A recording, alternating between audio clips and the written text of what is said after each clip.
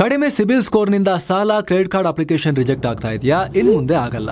SBM Z credit card ಬಳಸಿ ಈಸಿಯಾಗಿ credit score ಅನ್ನ 750 ಗಿಂತ ಜಾಸ್ತಿ ಮಾಡ್ಕೋಬಹುದು. ಇದೊಂದು FD ಆಧಾರಿತ ಕಾರ್ಡ್. UPI ಬಳಸಿ ಕ್ರೆಡಿಟ್ ಕಾರ್ಡ್ ಬ್ಯಾಲೆನ್ಸ್ ಅನ್ನ ಖರ್ಚು ಮಾಡಬಹುದು. FD ಗೆ RBI ಗ್ಯಾರಂಟಿಯೊಂದಿಗೆ 7% ಇಂಟ್ರೆಸ್ಟ್ ಕೂಡ ಸಿಗುತ್ತೆ. 30 ದಿನದಲ್ಲೇ ಕ್ರೆಡಿಟ್ ಸ್ಕೋರ್ ನಲ್ಲಿ ಇಂಪ್ರೂವ್ಮೆಂಟ್ ಕೂಡ ನೋಡಬಹುದು. ಡಿಸ್ಕ್ರಿಪ್ಷನ್ ಹಾಗೂ ಪಿನ್ ಕಾಮೆಂಟ್ ನಲ್ಲಿರೋ ಲಿಂಕ್ ಮೂಲಕ Z ಆಪ್ ಡೌನ್ಲೋಡ್ ಮಾಡಿ.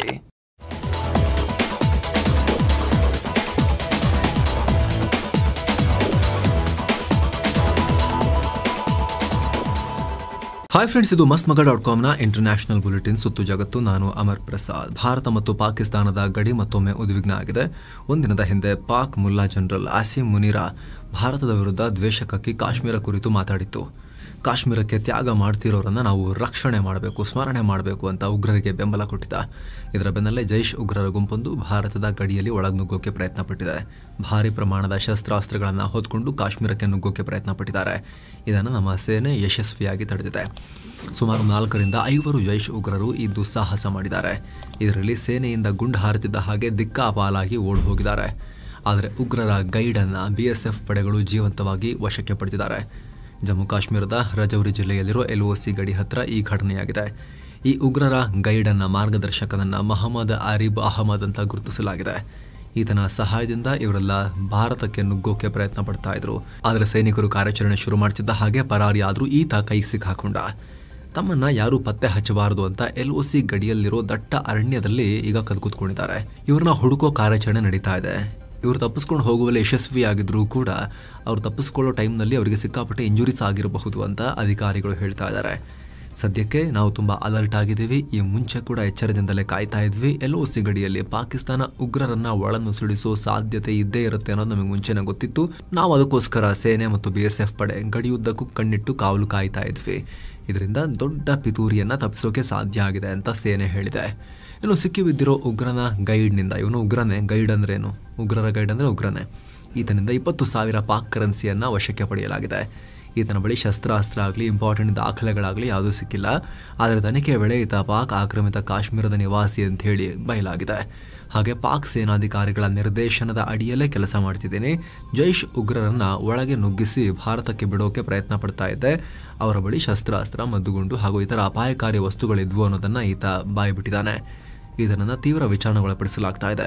ಅಲ್ಲದೆ ಗಡಿಯುದ್ದಕ್ಕೂ ಹೆಚ್ಚಿನ ಅಲರ್ಟ್ನಲ್ಲಿರುವಂತೆ ಸೈನಿಕರಿಗೆ ಸೂಚನೆ ಕೊಡಲಾಗಿದೆ. ಅಂದಹಾಗೆ ಇತ್ತೀಚೆಗೆ ಪಾಕಿಸ್ತಾನ ಉಗ್ರರ ಇನ್ಫ್ರಾಗಳ ಮರು ನಿರ್ಮಾಣ ಕೆಲಸ ಮಾಡ್ತಾ ಇದೆ. ಹೈಟೆಕ್ ಆಗಿ ಕ್ಯಾಂಪ್ ಕಟ್ತಾ ಇದ್ದಾರೆ ಅಂತೆಲ್ಲ ವರದಿಯಾಗಿತ್ತು. ಇದರ ನಂತರ ಒಂದು ಪ್ರೋಗ್ರಾಂನಲ್ಲಿ ಮಾತನಾಡಿದ್ದ ಫೀಲ್ಡ್ ಮಾರ್ಷಲ್ ಮುನಿರಾ ಕಾಶ್ಮೀರದಲ್ಲಿ ತ್ಯಾಗ ಮಾಡೋರನ್ನ ನಾವು ಮರಿಬಾರದು ಅಂತ ಹೇಳಿದ್ದ. ಇದರ ಬೆನ್ನಲ್ಲೇ ಈ ಬೆಳವಣಿಗೆಯಾಗಿದೆ.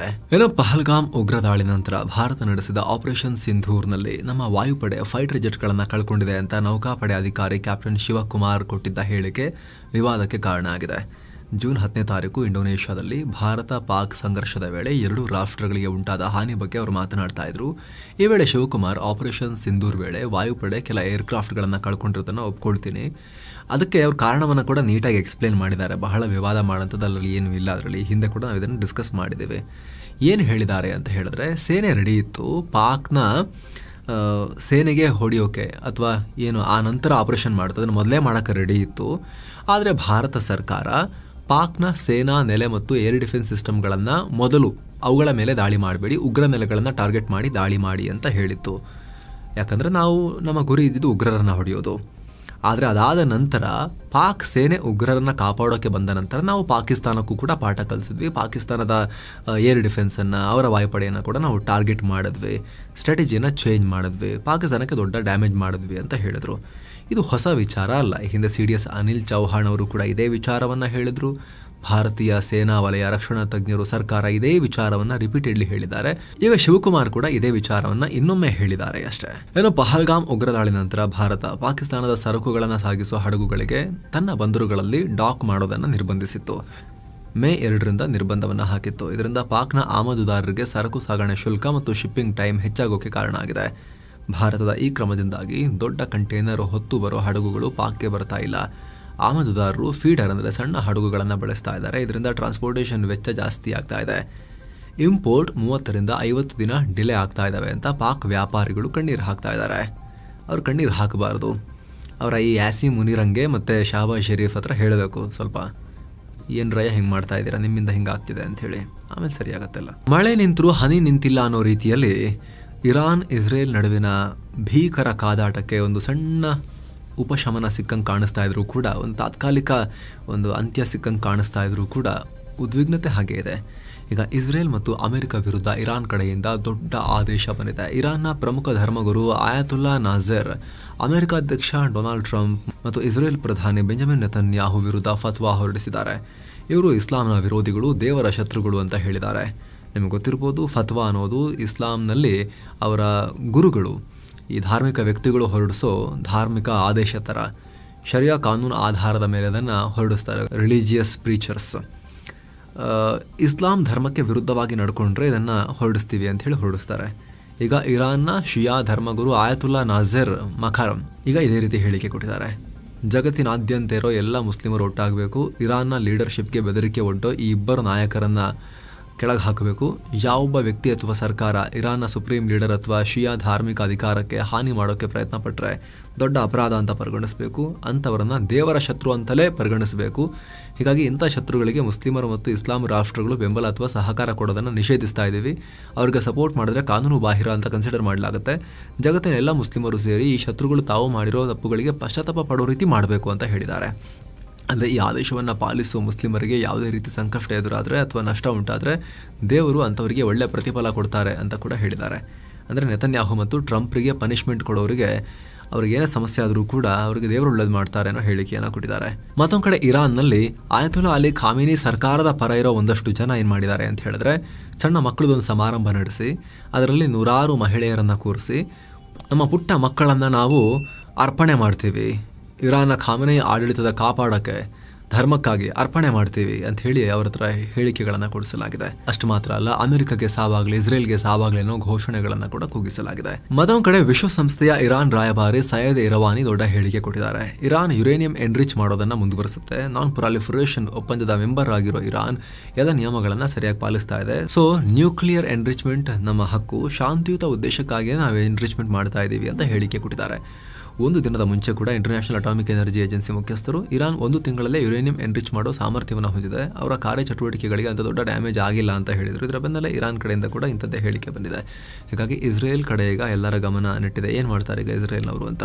ಇನ್ನೊಂದು ಕಡೆ ಇರಾನ್ ಇಸ್ರೇಲ್ ವಿರುದ್ಧ ಹಿನ್ನಡೆ ಅನುಭವಿಸಿದ ನಂತರ ತನ್ನ ಸೇನಾ ಸಾಮರ್ಥ್ಯ ಹೆಚ್ಚಿಸಿಕೊಳ್ಳೋಕೆ ಚೀನಾ ಮೊರೆ ಹೋಗಿದೆ. ಇರಾನ್ ರಕ್ಷಣಾ ಸಚಿವ ಅಜೀಜ್ ನಸೀರ್ಜಾದೆ ಇದೇ ಮೊದಲ ಬಾರಿಗೆ ಚೀನಾ ಪ್ರವಾಸ ಕೈಗೊಂಡಿದ್ದಾರೆ. ಇಸ್ರೇಲ್ನೊಂದಿಗೆ ಕದನ ವಿರಾಮವಾದ 1 ದಿನದ ನಂತರ ತುರ್ತಾಗಿ ಚೀನಾಗೆ ಭೇಟಿ ಕೊಟ್ಟಿದ್ದಾರೆ. ಚೀನಾ ಮಾಲ್ ತಗೊಂಬರಕ್ಕೆ ಕೊಡಿ ಅಂತೇಳಿ ಪಟ್ಟಿಡ್ಕೊಂಡು ಹೋಗಿರಬೇಕು. ಈ ಭೇಟಿಯಲ್ಲಿ ಚೀನಾದ J-10 ಫೈಟರ್ ಜೆಟ್ಗಳನ್ನು ಖರೀದಿ ಮಾಡೋ ಕುರಿತು ಚರ್ಚೆ ಮಾಡಿದ್ದಾರೆ ಅನ್ನೋ ರಿಪೋರ್ಟ್ಸ್ ಎಲ್ಲ ಬರ್ತಾ ಇದ್ದಾವೆ. ಅಲ್ಲದೆ ಈ ಅಜೀಜ್ ನಜೀರ್ಜಾದೆ ಚೀನಾದ J-10C ಫೈಟರ್ ಜೆಟ್ನಲ್ಲಿ ಕುಳಿತು ಫೋಟೋವನ್ನು ಕೂಡ ತೆಗೆದುಕೊಂಡಿದ್ದಾರೆ. ಅಂದಹಾಗೆ ಇರಾನ್ ಹತ್ರ ಸದ್ಯ ಹೇಳ್ಕೊಳ್ಳೋ ಯಾವುದೇ ಮಾಡರ್ನ್ ಫೈಟರ್ ಜೆಟ್ಸ್ ಇಲ್ಲ. ಎಲ್ಲ ಅಮೆರಿಕ ಈ ಹಿಂದೆ ಅಂದರೆ ಖಾಮೆನಿಗಳು ಬರೋಕ್ಕೂ ಮುಂಚೆ ಶಾಗಳಿದ್ದಾಗ ಅಮೆರಿಕ ಜೊತೆ ಕ್ಲೋಸ್ ಇದ್ರಲ್ಲ ಆವಾಗ ಕೊಟ್ಟಿರೋದು. ಹೀಗಾಗಿ ಮಿಸೈಲ್ ಮತ್ತು ಅದಕ್ಕೊಂದು ಅಣುಬಾಂಬ್ ಮಾಡ್ಕೊಂಡ್ಬಿಟ್ರೆ ನಮ್ಮನ್ನು ಮುಟ್ಟೋರಿರಲ್ಲ ಅಂತ ಇರಾನ್ ಲೆಕ್ಕಾಚಾರ ಹಾಕಿತ್ತು. ಆದರೆ ಈಗ ಅದಕ್ಕೆ ಇಸ್ರೇಲ್ ಬ್ಯಾಕ್ ಟು ಬ್ಯಾಕ್ ಪೆಟ್ಟು ಕೊಡ್ತಿರೋದ್ರಿಂದ ಇರಾನ್ ಕ್ಷಿಪಣಿಗಳೊಂದಿಗೆ ಏರ್ ಡಿಫೆನ್ಸ್ ಬಗ್ಗೆ ಕೂಡ ಫೋಕಸ್ ಮಾಡ್ತಾ ಇದೆ. ಲಾಸ್ಟ್ ಬ್ಯಾಟಲ್ನಲ್ಲಿ ಮೊನ್ನೆ 12 ದಿನ ಆಗಿರೋ ಕದನದಲ್ಲಿ ಇರಾನ್ ವಾಯುಪಡೆ ಎಲ್ಲಿ ಟೇಕ್ ಆಫೇ ಆಗಿರಲಿಲ್ಲ, ಮಲಗಿಸ್ಬಿಟ್ಟಿತ್ತು ಒಂದೇ ದಿನದಲ್ಲಿ ಅವರ ವಾಯುಪಡೆಯನ್ನು ಇಸ್ರೇಲ್. ಹಾಗಾಗಿ ಈಗ ಫೈಟರ್ ಜೆಟ್ಗಳ ಮೇಲೆ ಏರ್ಫೋರ್ಸ್ ಮೇಲೆ ಫೋಕಸ್ ಮಾಡ್ತಾ ಇದ್ದಾರೆ. ತನ್ನ ಏರಿಯಲ್ ಕಾಂಬ್ಯಾಟ್ ಸಾಮರ್ಥ್ಯವನ್ನು ಜಾಸ್ತಿ ಮಾಡ್ಕೊಳ್ಳೋಕೆ ನೋಡ್ತಾ ಇದ್ದಾರೆ. ಹೀಗಾಗಿ ಕಡಿಮೆ ಬೆಲೆಯ ಚೀನಾ ಆಯುಧಗಳ ಕಡೆಗೆ ಮುಖ ಮಾಡ್ತಾ ಇದ್ದಾರೆ. ಇನ್ನು ಯೂನಸ್ ಆಡಳಿತದ ಬಾಂಗ್ಲಾದಲ್ಲಿ ಅಲ್ಪಸಂಖ್ಯಾತ ಹಿಂದೂಗಳ ಪರಿಸ್ಥಿತಿ ದಿನೇ ದಿನೇ ಶೋಚನೀಯ ಆಗ್ತಾ ಇದೆ. ಈಗ ಹಿಂದೂ ಸಮುದಾಯದ ಮಹಿಳೆಯೊಬ್ಬರ ಮೇಲೆ ಅತ್ಯಾಚಾರ ನಡೆಸಲಾಗಿದೆ. ಬಾಂಗ್ಲಾದ ಕೊಮಿಲಾ ಅನ್ನೋ ಕಡೆ ಜೂನ್ 26ನೇ ತಾರೀಕು ಈ ಘಟನೆ ನಡೆದಿದೆ. ಮತ್ತೊಂದು ಕಡೆ ಬಾಂಗ್ಲಾದ ಮಧ್ಯಂತರ ಸರ್ಕಾರದ ಮುಖ್ಯಸ್ಥ ಯೂನಸ್ ದಿನೇ ದಿನೇ ಪಾಕ್ ಜೊತೆ ಸಂಬಂಧ ಗಟ್ಟಿ ಮಾಡ್ಕೊಳ್ತಿದ್ದಾರೆ. ಪಾಕ್ನ 3 ಬ್ರಿಗೇಡಿಯರ್ ಜನರಲ್ ಹುದ್ದೆ ಅಧಿಕಾರಿಗಳು ಬಾಂಗ್ಲಾಗೆ ಬಂದಿದ್ದಾರೆ. ಬಾಂಗ್ಲಾ ಸೇನೆಯ ಆಹ್ವಾನದ ಮೇರೆಗೆ ನದೀರ್ ಅಹಮದ್, ಮಹಮ್ಮದ್ ತಲ್ಹಾ, ಸೌದ್ ಅಹಮದ್ ರಾವ್ ಬಾಂಗ್ಲಾಗೆ ಭೇಟಿ ಕೊಟ್ಟಿದ್ದಾರೆ. ಬಾಂಗ್ಲಾ ಸೇನೆಯ 10th ಇನ್ಫ್ಯಾಂಟ್ರಿ ಡಿವಿಷನ್ಗೆ ಈ ಪಾಕ್ ಅಧಿಕಾರಿಗಳು ಭೇಟಿ ಕೊಡ್ತಾ ಇದ್ದಾರೆ ಅಂತ ಗೊತ್ತಾಗಿದೆ. ಈ ಇನ್ಫ್ಯಾಂಟ್ರಿ ಡಿವಿಷನ್ ಬಾಂಗ್ಲಾದ ಕಾಕ್ಸ್ ಬಜಾರ್ ಜಿಲ್ಲೆಯ ಸಮೀಪದ ರಾಮು ಅನ್ನೋ ಕಡೆ ಇದೆ. ಜೊತೆಗೆ ಗಮನಿಸಬೇಕಾಗಿರೋ ಸಂಗತಿ ಅಂದರೆ ಇದು ಮಯನ್ಮಾರ್ಗೂ ತುಂಬಾ ಹತ್ತಿರದ ಜಾಗ. ಇನ್ನು ವಿದೇಶಾಂಗ ಸಚಿವ ಎಸ್ ಜೈಶಂಕರ್ ಜೂನ್ 30ರಿಂದ ಜುಲೈ 2ನೇ ತಾರೀಕಿನವರೆಗೆ ಅಮೆರಿಕ ಪ್ರವಾಸ ಇಟ್ಕೊಳ್ತಾ ಇದ್ದಾರೆ. ಅಮೆರಿಕ ವಿದೇಶಾಂಗ ಕಾರ್ಯದರ್ಶಿ ಮಾರ್ಕೋ ರುಬಿಯೋರ ಆಹ್ವಾನದ ಮೇರೆಗೆ ಜುಲೈ 1ನೇ ತಾರೀಕು ಅಮೆರಿಕದಲ್ಲಿ ನಡೆಯಲಿರುವ ಕ್ವಾಡ್ ವಿದೇಶಾಂಗ ಸಚಿವರ ಮೀಟಿಂಗ್ನಲ್ಲಿ ಜೈಶಂಕರ್ ಪಾಲ್ಗೊಳ್ಳುತ್ತಾರೆ. ಈ ವೇಳೆ ಜಾಗತಿಕ ಮತ್ತು ಪ್ರಾದೇಶಿಕ ಬೆಳವಣಿಗೆಗಳು, ವಿಶೇಷವಾಗಿ ಇಂಡೋ ಪೆಸಿಫಿಕ್ ಭಾಗದ ಬೆಳವಣಿಗೆಗಳನ್ನ ಕ್ವಾಡ್ ಮೀಟಿಂಗ್ನಲ್ಲಿ ಚರ್ಚಿಸಲಾಗುತ್ತೆ. ಮತ್ತು ವಿಶ್ವಸಂಸ್ಥೆಯ ಪ್ರಧಾನ ಕಚೇರಿಯಲ್ಲಿ ಉಗ್ರ ಕೃತ್ಯಗಳಿಗೆ ಸಂಬಂಧಪಟ್ಟ ಒಂದು ಎಕ್ಸಿಬಿಷನ್ ನಲ್ಲಿ ಜೈಶಂಕರ್ ಪಾಲ್ಗೊಳ್ತಾರೆ, ಅದನ್ನು ಉದ್ಘಾಟನೆ ಕೂಡ ಮಾಡ್ತಾರೆ ಅಂತ ವಿದೇಶಾಂಗ ಇಲಾಖೆ ತಿಳಿಸಿದೆ. ಇನ್ನೊಂದು ಕಡೆ ಭಾರತ ಅಮೆರಿಕ ನಡುವಿನ ವ್ಯಾಪಾರ ಒಪ್ಪಂದ ಶೀಘ್ರದಲ್ಲಿ ಫೈನಲ್ ಆಗಬಹುದು. ಜುಲೈ 8ರ ಒಳಗೆ ಈ ಬಹುನಿರೀಕ್ಷಿತ ಡೀಲ್ ಅನೌನ್ಸ್ ಆಗಬಹುದು. ಎರಡೂ ಕಡೆಯವರು ಒಪ್ಪಂದದ ಎಲ್ಲ ಕಂಡೀಷನ್ಸ್ ಅನ್ನು ಒಪ್ಪಿಕೊಂಡಿದ್ದಾರೆ ಅಂತ ಮೂಲಗಳನ್ನು ಉಲ್ಲೇಖಿಸಿ ಒಂದಷ್ಟು ಮಾಧ್ಯಮಗಳು ರಿಪೋರ್ಟ್ ಮಾಡ್ತಿವೆ. ಮತ್ತೊಂದು ಕಡೆ ಭಾರತದ ಬ್ರಹ್ಮೋಸ್ ಏರೋಸ್ಪೇಸ್ ನ ಸಂಸ್ಥಾಪಕ ಡಾಕ್ಟರ್ ಎ ಶಿವತನು ಪಿಳ್ಳೈ ಪಾಕ್ ಬಗ್ಗೆ ಇಂಟ್ರೆಸ್ಟಿಂಗ್ ಹೇಳಿಕೆ ಕೊಟ್ಟಿದ್ದಾರೆ. ಕೆಲ ವರ್ಷಗಳ ಹಿಂದೆ ಅಬುಧಾಬಿಯಲ್ಲಿ ನಡೆದ ಇಂಟರ್ನ್ಯಾಷನಲ್ ಆರ್ಮ್ಸ್ ಎಕ್ಸ್ಪೋನಲ್ಲಿ ಪಾಕಿಸ್ತಾನ ಬ್ರಹ್ಮೋಸ್ ಖರೀದಿ ಮಾಡಬೇಕು ಅಂತ ಕೇಳಿತ್ತು ಅಂತ ಶಿವತನು ಪಿಳ್ಳೈ ಹೇಳಿದ್ದಾರೆ. ಪಾಕಿಸ್ತಾನದ ಸೇನಾಧಿಕಾರಿಯೊಬ್ಬರು ಬಂದು ನನ್ನ ಹತ್ರ ಬ್ರಹ್ಮೋಸ್ ಖರೀದಿ ಬಗ್ಗೆ ಮಾತನಾಡ್ತಾ ಇದ್ರು. ಇಷ್ಟು ಒಳ್ಳೆ ಮಿಸೈಲ್ ಏನಾದರೂ ಮಾರಾಟ ಏನಾದರೂ ಮಾಡ್ತೀರಾ ಅಂತ ಕೇಳಿದ್ರು.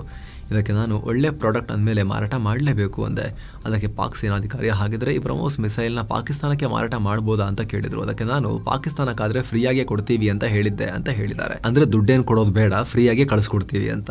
ಆಪರೇಷನ್ ಸಿಂಧೂರ್ ಟೈಮ್ನಲ್ಲಿ ಫ್ರೀಯಾಗಿ ಹೋಯ್ತಲ್ಲ, ಹಾರಿ ಹೊಡಿತಲ್ಲ, ಆ ಥರ ಫ್ರೀ ಬಗ್ಗೆ ನಿಗೂಢವಾಗಿ ಹೇಳಿದಾರಂತ ಕಾಣುತ್ತೆ ಅವರು. ಇತ್ತ ಚೀನಾ ಪಾಕ್ಗೆ ಆರ್ಥಿಕ ಸಹಾಯವನ್ನು ವಿಸ್ತರಿಸಿದೆ. ಸುಮಾರು $3.4 ಬಿಲಿಯನ್ ಹಣವನ್ನ ರೋಲ್ ಓವರ್ ಮಾಡಿದೆ. ಅಂದ್ರೆ ಈ ಸಾಲದ ಮರುಪಾವತಿ ಅವಧಿಯನ್ನ ಹೆಚ್ಚಿಸಿದೆ. $3.4 ಬಿಲಿಯನ್ ಸಾಲದ ಪೈಕಿ $1.3 ಬಿಲಿಯನ್ ಅನ್ನ 2 ತಿಂಗಳ ಹಿಂದಷ್ಟೇ ಪಾಕಿಸ್ತಾನ ಚೀನಾಗೆ ಸಾಲ ಕಟ್ಟಿತ್ತು. ಉಳಿದ $2.1 ಬಿಲಿಯನ್ ಹಣ ಈಗಲೂ ಪಾಕ್ನ ಸೆಂಟ್ರಲ್ ಬ್ಯಾಂಕ್ ನಲ್ಲಿದೆ. ಇದೀಗ ಈ ಹಣವನ್ನ ಈ ಕೂಡಲೇ ಪೇ ಮಾಡಬೇಕಾಗಿಲ್ಲ, ಲೇಟಾಗಿ ಕೊಡಿ ಪರವಾಗಿಲ್ಲ ಅಂತ ಚೀನಾ ಟೈಮ್ ಕೊಟ್ಟಿದೆ. ಜೊತೆಗೆ 2 ತಿಂಗಳ ಹಿಂದೆ ಪಾಕಿಸ್ತಾನ ವಾಪಸ್ ಮಾಡಿದ್ದ $1.3 ಬಿಲಿಯನ್ ಹಣವನ್ನ ಕೂಡ ಪುನಃ ಸಾಲವನ್ನಾಗಿ ತಗೊಳ್ಳಿ, ಇಟ್ಕೊಳ್ಳಿ, ಇದು ಸಾಲನೇ, ಹೊಸದಾಗಿ ಸಾಲ ವಾಪಸ್ ಕೊಟ್ಟಿದ್ದನ್ನು ಮತ್ತೆ ಕೊಟ್ಟು ಇಟ್ಕೊಳ್ಳಿ ಅಂತ ಹೇಳಿ ಕೊಟ್ಟಿದ್ದಾರೆ. ಇದರಿಂದಾಗಿ ಪಾಕ್ನ ಒಟ್ಟು ವಿದೇಶಿ ವಿನಿಮಯ ಮೀಸಲು $14 ಬಿಲಿಯನ್ ತಲುಪ್ತಾ ಇದೆ ಅಂತ ಪಾಕ್ ಹಣಕಾಸು ಇಲಾಖೆ ಹೇಳಿದೆ. ಇನ್ನು ಈ ಚೀನಾದ ಸಾಲದೊಂದಿಗೆ ಪಾಕ್ ಮಿಡಲ್ ಈಸ್ಟ್ ನ ಕಮರ್ಷಿಯಲ್ ಬ್ಯಾಂಕ್ಗಳಿಂದ $1 ಬಿಲಿಯನ್ ಮತ್ತು ಅಂತಾರಾಷ್ಟ್ರೀಯ ಹಣಕಾಸು ಸಂಸ್ಥೆಗಳಿಂದ $500 ಮಿಲಿಯನ್ ಹಣವನ್ನ ಸಾಲವಾಗಿ ಪಡೆದಿದೆ ಅಂತಲೂ ಗೊತ್ತಾಗಿದೆ. ಮತ್ತೊಂದು ಕಡೆ ಇಸ್ರೇಲ್ ಗಾಜಾದಲ್ಲಿ ತನ್ನ ಕಾರ್ಯಾಚರಣೆಯನ್ನು ಕಂಟಿನ್ಯೂ ಮಾಡಿದೆ. ಇಸ್ರೇಲ್ನ ಹೊಸ ದಾಳಿಯಲ್ಲಿ ಕನಿಷ್ಠ 72 ಮಂದಿ ಪ್ರಾಣ ಕಳ್ಕೊಂಡಿದ್ದಾರೆ, ಅಲ್ಲದೆ ಹಲವರು ಗಂಭೀರವಾಗಿ ಗಾಯಗೊಂಡಿದ್ದಾರೆ ಅಂತ ಹಮಸ್ ಆಡಳಿತ ಹೇಳಿದೆ. ಇನ್ನು ಉತ್ತರ ಗಾಜಾದಲ್ಲಿ ನಡೆದ ಸಂಘರ್ಷದಲ್ಲಿ ಇಸ್ರೇಲ್ ಸೈನಿಕರು ಕೂಡ ಪ್ರಾಣವನ್ನು ಕಳ್ಕೊಂಡಿದ್ದಾರೆ. ಏನೋ ಇಸ್ರೇಲ್ ಮತ್ತು ಅಮೆರಿಕ ಬೆಂಬಲಿತ ಡಿಸ್ಟ್ರಿಬ್ಯೂಷನ್ ಸೆಂಟರ್ಗಳಲ್ಲಿ ಕೊಡ್ತಾ ಇರೋ ಹಿಟ್ಟಿನ ಚೀಲಗಳಲ್ಲಿ ಆಕ್ಸಿಕೋಡೋನ್ ಪೇನ್ ಕಿಲ್ಲರ್ ಹಾಕಲಾಗ್ತಾ ಇದೆ ಅಂತ ಗಾಜಾದ ಸರ್ಕಾರಿ ಮೀಡಿಯಾ ಅಂದ್ರೆ ಹಮಸ್ ಆಡಳಿತ ಹೇಳಿದೆ. ಈಗ ಆಲ್ರೆಡಿ 4 ಜನರಿಗೆ ಕೊಟ್ಟಿದ್ದ ಹಿಟ್ಟಿನ ಚೀಲಗಳಲ್ಲಿ ಈ ರೀತಿ ಮಾತ್ರೆಗಳು ಪತ್ತೆಯಾಗಿವೆ. ಅಲ್ಲದೆ ಕೆಲ ನಶಾ ವಸ್ತುಗಳನ್ನ ಕೂಡ ಚೀಲಗಳಲ್ಲಿ ಹಾಕಿರಬಹುದು ಅಂತ ಗಾಜಾದ ಹಮಸ್ ಮೀಡಿಯಾ ಆಫೀಸ್ ಹೇಳಿದೆ. ಇದು ಗಾಜಾ ಜನರ ಆರೋಗ್ಯಕ್ಕೆ ಹಾನಿ ಮಾಡೋ ಪ್ರಯತ್ನ, ತಗೋಬೇಡಿ ತಿನ್ಬೇಡಿ ಅಂತ ಹೇಳಿ ಜನರಿಗೆ ಹಮಸ್ ಹೇಳ್ತಾ ಇದೆ. ಉಗ್ರ ಪೋಷಕ ಪಾಕಿಸ್ತಾನದಲ್ಲಿ ಮತ್ತೆ ಉಗ್ರ ದಾಳಿ ನಡೆದಿದೆ. ಪರಿಣಾಮ 2 ಪಾಕ್ ಸೈನಿಕರು ಸೇರಿದ ಹಾಗೆ 5 ಪ್ರಾಣ ಕಳ್ಕೊಂಡಿದ್ದಾರೆ, ಅಲ್ಲದೆ 3 ಗಾಯಗೊಂಡಿದ್ದಾರೆ. ಪಾಕ್ನ ಖೈಬರ್ ಪಾಖ್ತುನ್ಖ್ವಾ ಭಾಗದಲ್ಲಿ ಪ್ರತ್ಯೇಕ 2 ಕಡೆ ಈ ದಾಳಿ ನಡೆಸಲಾಗಿದೆ. ಒಂದ್ ಕಡೆ ಪಾಕ್ ಸೇನೆಯ ಗಸ್ತು ವಾಹನವನ್ನ ಗುರಿಯಾಗಿಸಿ ದಾಳಿ ನಡೆಸಲಾಗಿದ್ದು, ಇನ್ನೊಂದು ಕಡೆ ಅಪರಿಚಿತ ಬಂದೂಕುದಾರಿ 3 ವ್ಯಕ್ತಿಗಳ ಮೇಲೆ ಗುಂಡು ಹಾರಿಸಿ ದಾಳಿ ಮಾಡಿರೋದು. ಸದ್ಯ ದಾಳಿಯ ಹೊಣೆಯನ್ನ ಯಾವುದೇ ಸಂಘಟನೆ ಹೊತ್ಕೊಂಡಿಲ್ಲ, ಅದನ್ನ ಅಧಿಕಾರಿಗಳು ತನಿಖೆ ನಡೆಸ್ತಾ ಇದ್ದಾರೆ. ಮತ್ತೊಂದು ಕಡೆ ಜೂನ್ 28ಕ್ಕೆ ನಾರ್ತ್ ವಜೀರಿಸ್ತಾನ್ನಲ್ಲಿ ನಡೆದ ಆತ್ಮಾಹುತಿ ದಾಳಿ ಬಳಿಕ ಪಾಕ್ ಎಚ್ಚೆತ್ತುಕೊಂಡಿದೆ. ಅಫ್ಘಾನಿಸ್ತಾನದೊಂದಿಗಿನ ಗುಲಾಂ ಖಾನ್ ಗಡಿಯನ್ನು ತಾತ್ಕಾಲಿಕವಾಗಿ ಶಟ್ ಡೌನ್ ಮಾಡಿದೆ. ಮುಂದಿನ ಆದೇಶದವರೆಗೆ ಕ್ಲೋಸ್ ಇರುತ್ತೆ ಅಂತ ಪಾಕ್ ಸರ್ಕಾರ ಹೇಳಿದೆ. ಅಂದಹಾಗೆ ಪಾಕ್ನಲ್ಲಿರೋ ಟಿಟಿಪಿಗಳು, ಪಾಕ್ ತಾಲಿಬಾನ್ ಘಟಕದವರು ಈ ದಾಳಿಯ ಹೊಣೆಯನ್ನು ಹೊತ್ತಿದ್ರು. ಹೀಗಾಗಿ ಪಾಕ್ ಈ ನಿರ್ಧಾರ ತಗೊಂಡಿದೆ. ಸೊ ಫ್ರೆಂಡ್ಸ್, ಇದಾಗಿತ್ತು ಇವತ್ತಿನ ಜಗತ್ತಿನ ಸುತ್ತಾಟ. ಮತ್ತೆ ಭೇಟಿ ಆಗ್ತಿರೋಣ. ನಮಸ್ತೆ.